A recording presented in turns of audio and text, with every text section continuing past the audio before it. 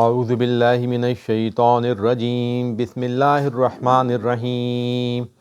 مثل الذین ينفقون اموالهم فی سبیل اللہ کمثل حبۃ انبتت سبع سنابل فی کل سنبلۃ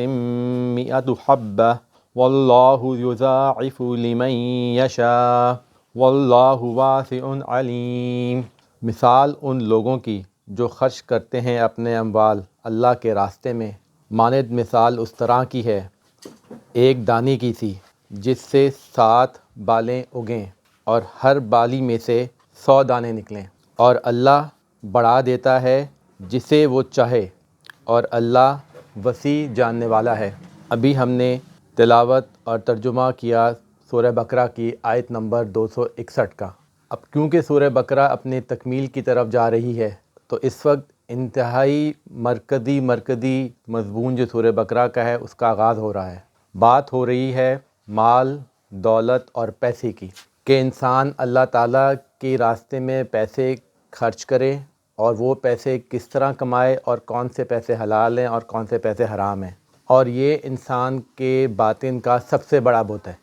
جس کے پیچھے ہم سب لوگ صبح سے شام تک دوڑتے ہیں، لوگ گھروں سے باہر جاتے ہیں، ملک سے باہر جاتے ہیں، اور اصل ہم دیکھیں آج کل کی دنیا میں تو جو کچھ ہو رہا ہے وہ پیسے ہی کے لیے ہو رہا ہے۔ لوگ ایک دوسرے کی جانیں لے رہے ہیں، ایک دوسرے سے لڑائیاں کر رہے ہیں، ایک دوسرے کو دھوکہ دے رہے ہیں۔ تو اصل جو انسان کی پہچان ہے کہ وہ اللہ تعالیٰ کی توحید کو مانتا ہے اور کس طرح سے اس پہ پھر عمل پیرا ہوتا ہے، اور کس طرح سے آخرت کے دن پہ یقین رکھتا ہے، اس سب کا دور و مدار اس بات پہ کہ وہ دنیا میں پیسے کس طرح حاصل کرتا ہے اور کس طرح پھر آگے خرچ کرتا ہے اور وہ کس طرح کماتا ہے۔ جب سے سورہ بقرہ میں تیسرے پارے کا آغاز ہوا ہے تو وہ سفر اس کی تکمیل کی طرف شروع ہو رہا ہے۔ تو اللہ تعالیٰ نے جو شروع میں احکامات بتائے اس بارے میں وہ یہ تھے کہ اللہ تعالیٰ نے بعض نبیوں پر فضیلت دی، لیکن اس فضیلت کا مقصد صرف اور صرف یہ تھا کہ لوگ اللہ تعالیٰ کے پیغام کو حق کے ساتھ پہچان سکیں۔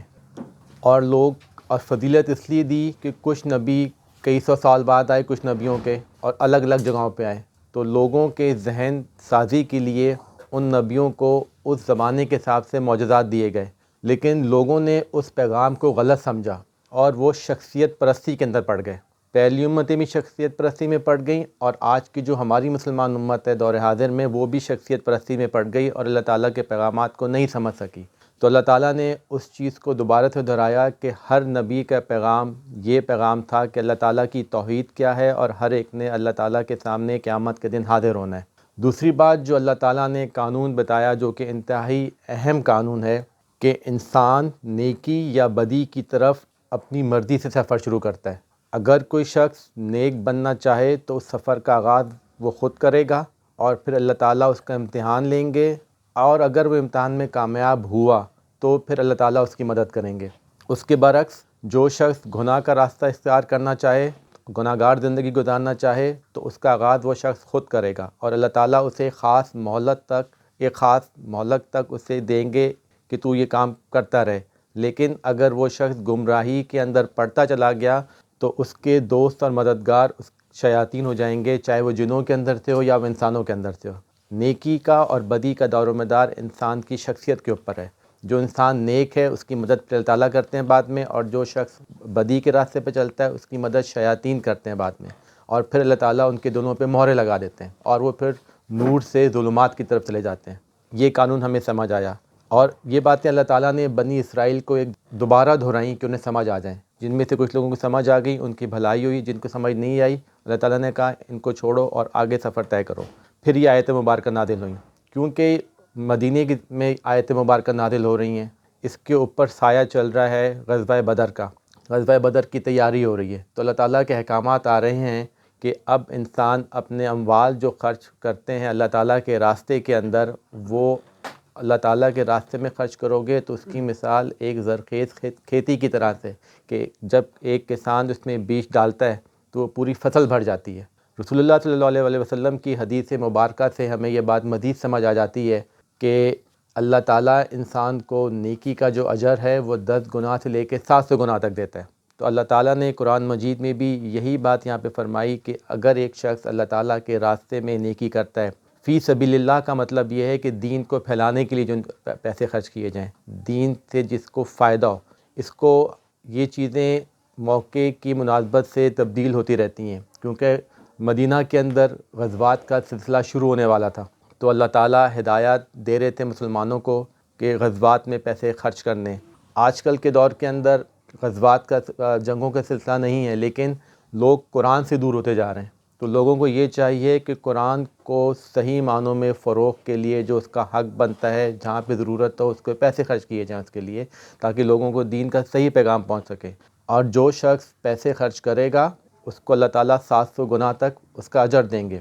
دوسری بات جو ہمیں اللہ تعالیٰ فرما رہے ہیں اس آیت مبارکہ میں، واللہ یضاعف لمن یشاء، اور اللہ تعالیٰ بڑھا دیتا ہے لمن یشاء، جس کے بارے میں وہ چاہتا ہے. اب قرآن شریف میں جہاں جہاں لمن یشاء کے بارے میں بات ہوتی ہے کہ اللہ تعالیٰ جسے چاہتا ہے بڑھا دیتا ہے نیکیوں میں، جسے چاہتا ہے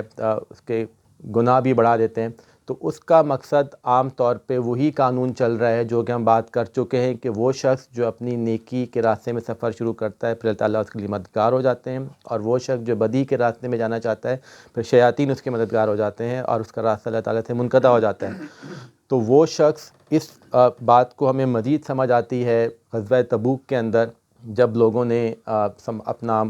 مال دینا شروع کیا اللہ تعالیٰ کے راستے میں غزوہ تبوک کی تیاری کے لیے. تو حضرت ابوبکر صدیق رضی اللہ عنہ نے اپنے پورے گھر کا سامان دے دیا، حضرت عمر فاروق رضی اللہ عنہ نے اپنے گھر کا آدھا سامان دے دیا، اور جو صحابہ کرام رضی اللہ عنہم تھے انہوں نے بھی بے انتہا چیزیں وقف کیں. لیکن ایک شخص، جس شخص نے ایک رات مزدوری کی کھجور کے باغ کے اندر، اور صبح وہ بطور مزدوری کچھ کھجوریں جمع کر سکا، وہ حضور اکرم صلی اللہ علیہ وسلم کے لیے وہ سامان اور کھجوریں لے کے آیا، اور اس نے کہا رسول اللہ صلی اللہ علیہ وسلم میرے پاس تو یہ جمع ہوئی ہیں. تو رسول اللہ صلی اللہ علیہ وسلم نے ان کھجوروں کو پورے مال کے اوپر پھیلا دیا، کیونکہ وہ شخص انتہائی صداقت کے ساتھ اور سچائی کے ساتھ اور عاجزی کے ساتھ وہ جمع کر سکا تھا، اور اپنی ضرورت کے حساب سے جو کچھ جمع کیا رات کی کمائی وہ سارے اللہ تعالیٰ کے راستے میں دے دی. تو اللہ تعالیٰ یہاں پہ بھی یہی بات فرما رہے ہیں کہ جو اللہ تعالیٰ جو چیزوں کو بڑھاتے ہیں اور 700 گنا تک لے کے جاتے ہیں، یہ پھر انسان کی نیت کے اوپر ہی ہوتا ہے. انما الاعمال بالنیات، کہ جس شخص نے یہ نیت کی کہ جو کچھ میرے پاس ہے